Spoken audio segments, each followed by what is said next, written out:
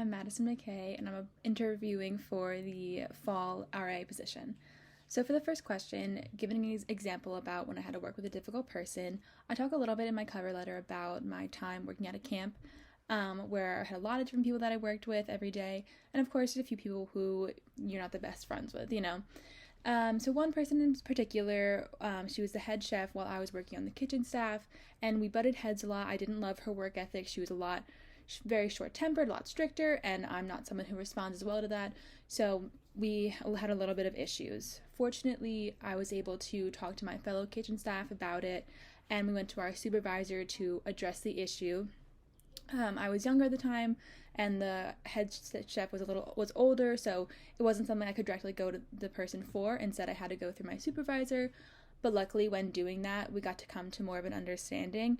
And a lot of the things that I was upset about that she was doing, it turned out it was just her way of trying to make some friends with the rest of the kitchen staff, as she was one of the new people there.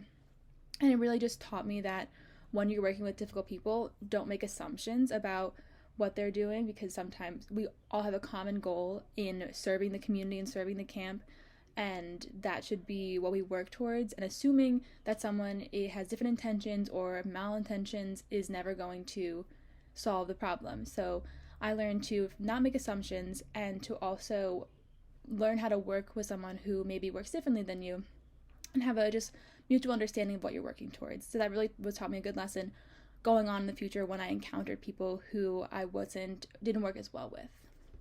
So for the second question, what do you believe are the opportunities and challenges of working with diverse populations? So I think the diverse populations are great, so we can meet people from different backgrounds and kind of expand our worldview, but I also understand that that's not always the case, and that differences can come with biased stereotypes or assumptions and can lead to disagreements. For example, there is a resident on my floor my freshman year who definitely had an opposing political view that I found to be a little bit offensive. And at AU, of course, we always have political discussions in the dorm. The classroom conversations always continue on outside of the classroom. So we kind of took that and when dealing with this person who we may not have agreed with. And so instead of isolating him or starting arguments, I was able to have discussions and see his point of view, even if I didn't necessarily agree. So it can definitely be challenging to live with people who maybe have different beliefs, but it exposes us to the world and how they're people that you might not always get along with. However, when it comes to, racial stereotypes and homophobia, it's never tolerated, like the same way that maybe a different political opinion would be. Never tolerated. So no matter what, I will make it clear to my residents that we do not all have to necessarily be friends. They just don't have to get along as well, as long as they respect each other. And I'm determined to address any issue that comes about, especially if it's harming a resident. I intend on having things, maybe to have an anonymous conversation with the floor I have at a floor meeting, just talking about the way to properly treat our fellow residents, and also talk about, microaggressions that may occur in the dorms, because I want more than anything for it to feel like a safe space for people of all sexual, gender, and racial identities. Okay, for question number 3, describing a time where I needed to think critically to solve a problem. I recently started working at Care Coalition, where I work with released detained immigrants, and we're doing a lot of social service stuff, trying to provide them housing, resources, whatever they need. And so for one client, they had their items taken away earlier on in their detention. So I had to backtrack, to find where his items went, what could have happened to them. And it was very difficult to get enough information from him and from his attorney on where this stuff might be, which was very frustrating, because I just wanted to help. But I moved past that and started, calling up all the previous facilities he had been in. And finally I found one that said they might have had it, but I think they got rid of his items. So then I had to go, okay, now I have to find who to talk to next. And it was the property clerk. And then I had to call the police department. Until finally they located the missing items. But then the issue was getting it sent in the mail to my client, who was flying across the country in a few days. So now there came up another problem. And finally I had to get a friend of a friend to pick them up and then mail them. And there's this huge whole process. And I just had to learn how to work with people who were a whole bunch of different people who could not have cared less about what was going on. But for me, it was something that I cared about, and I wanted to get done, and I wanted to solve. So the critical thinking came in with, retracing steps, applying different solutions until finally we can solve the problem.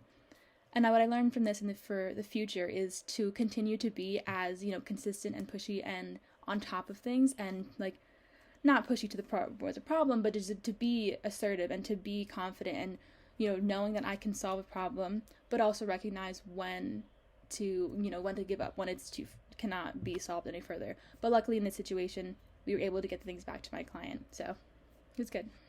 So for question 4, describe a time when you received constructive feedback. As a college student and an intern, constructive feedback is super important for self-improvement, but of course it can be taken negatively and be hurtful. So I had to learn not to take things so personally, because that's the only way that you can, understand and appreciate whatever advice is being given about your weakness. For me, I had a difficult time with shyness in my classes, in certain class structures or classes where I was less confident. I really had a hard time participating, especially in the early year, like freshman year of college. I remember doing a presentation in one of my SAS classes where I was so nervous, and I was shaking, and I did the presentation and I got through it. But afterwards, my professor commented and said the way that I spoke way too fast, and he could hear the shaking in my voice. And it stung, because it's like everything that I was afraid of, and I had worked hard to practice this presentation, and now he's commenting on my biggest insecurity. But, I ended up disappointing him through this presentation with the way that I was speaking. But however, I realized that, I presented good information and I had impressive skills in other aspects of the class. It just happens that my speaking voice was lacking. And him bringing this up was not, a comment on my character or my work ethic. It was that this is something that where I need to improve on, and we can recognize that. So I realized that, not everyone's perfect. I don't have the perfect skills in every aspect in my classes, which, obviously. So having that constructive feedback not only acknowledges places where you can better yourself, it also, allows the professor or the person to give you advice on how to improve it.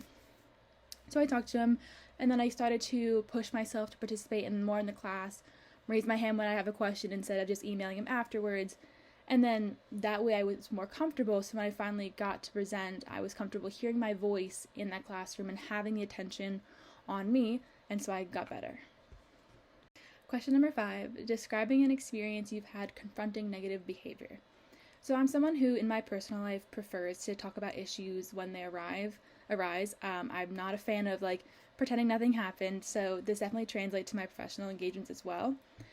When there's a problem, I'm eager to solve it or, communicate if there's an issue without starting an argument and turning into something bigger.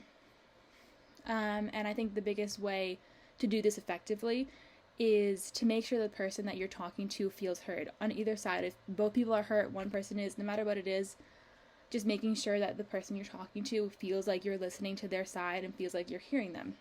Because when someone's upset, it doesn't matter whether or not I agree with why they're upset, or I think that they should be upset or shouldn't be upset. My opinion doesn't matter. It just matters that the person is is being heard and is being listened to.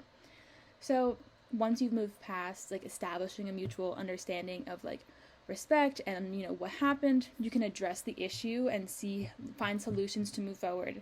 So I've had an experience with negative behavior in my freshman year of college. My first roommate. Her and I are friends now, but at the time I did something that had upset her, and I was unaware of it. I didn't know that I'd upset her. So in how she responded to that was by making a lot of passive-aggressive comments, trying to isolate me from the rest of the floor, make it seem like other people didn't want me around. So I noticed this, picked up on it, and in order to address it, I asked her to have a conversation with me in our room, whatever. To see her perspective and to see why she was treating me this way, because it had happened out of the blue. And it turns out she was just unhappy with the amount of people we were having in the dorm and how I went somewhere and didn't invite her.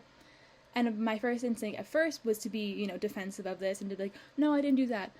But before, you speak, you can understand that that's not going to solve the issue. So I expressed how I was unhappy with the way that she responded to it and she was handling things, and it seemed, it was affecting me negatively, and I'm sure affecting our relationship as roommates negatively.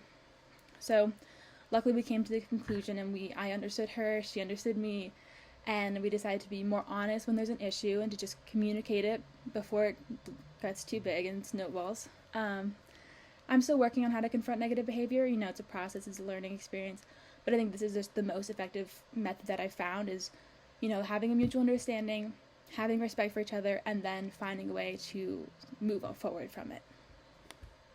All right, for question number 6, an example of when I felt I led by example.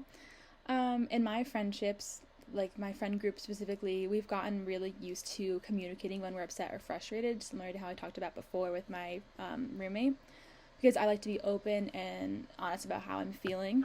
And in how I do that, my friends have kind of followed, and we've grown to like appreciate that communication, so that we talk about issues and they don't let it lead to animosity, and don't let it lead to talking behind people's backs. That's the biggest thing, is that it's so easy to fall into gossip and discuss what people are doing, but I'm just personally very firm in my belief that we should not talk to each other, unless it's something important, like someone's struggling or needs help. But I think my friends and I have kind of adapted this into our friendship, where we don't discuss petty things with each other. It makes our friendship more honest. So we're not talking behind someone's back, we just, talk. And it also means just have more trust that, when you leave a room, your friends are not going to be talking badly about you, because of course that makes everyone feel bad, and you want to be secure that that your friends care about you. So we've kind of adapted this in, and I think that me expressing my, insecurity with people talking or upsetness with it, really, in the way that I don't, I shut down talking poorly about anyone in our friend group, definitely has led to us having this close bond and this close friendship in which we have like a respect, and it's definitely very effective and has made us a lot closer, especially as we've grown throughout quarantine. So I just feel that in general, when you believe in something, even if it's small, it's like, oh, let's not talk about people when they're not here. Like, it's important to stick by it, and, the people who care about you follow. And it could be something bigger, but that's just how I felt in my life. I've led by example. It's a little bit hard to find, like, a specific example where, like, I'm like, oh, like, I did this and I started it. But it's really just being open and honest and communicating with people on what you're passionate about or what you care about, and letting people, follow if they care. Finally, number 7, for the living learning community, I would definitely be interested in the 3-year scholars. I was a global scholar and I lived in the LLC, and there's a lot of benefits to it. I like the unique bond that comes with the 3-year programs. Residents don't only live together, they also have classes together, and they share a lot of common interest. There's also a level of stress that's added to the 3-year program. I personally felt and experienced, and so I know how to mitigate it. I know what those 3-year scholars are going through. Be going into college and being intimidated and overwhelmed by the fact that you have one less year than everybody else, and you're going to be working through the summer. It's really difficult and definitely a lot to wrap your head around. So having people who are also going through it and an RA who has experienced it would be really helpful. I think I'm definitely, well equipped to handle that stress and, plan activities that my cohort would have wanted when I was a freshman. I also live with a PHS and PPL student, so I'm not partial to Global Scholar. I know about, all 3. So I definitely think that, and as I had an RA who was not a 3-year scholar, and she was lovely, but she definitely didn't understand, the atmosphere of the 3-year scholars. So it would have been interesting to have someone who knew, on top of having, our specific PAs who also live on the floor. Well, thank you so much for listening. Please refer to my cover letter or resume for more information. Thank you for listening. Again, I'm Madison McKay. Have a good day.